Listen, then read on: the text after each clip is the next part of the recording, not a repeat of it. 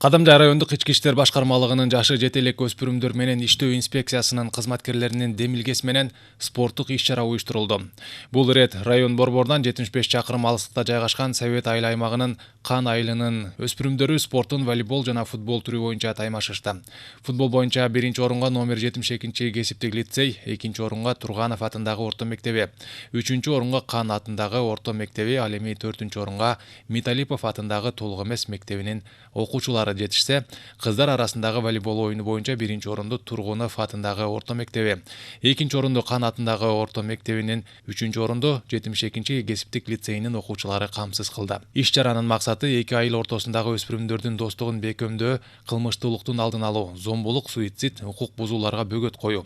Кадамжай райондук ички иштер башкармалыгынын Садиров атындагы Бүргөндү айылдык милиция бөлүмчөсүнүн кызматкерлери мындай самалыкты жыл сайын уюштуруп, өспүрүмдөр арасындагы профилактикалык иштерди үзгүлтүксүз жүргүзүп тургандыктан 2021 жылдын 2 ай аралыгында өспүрүмдөр катышкан кылмыштуулук катталган эмес.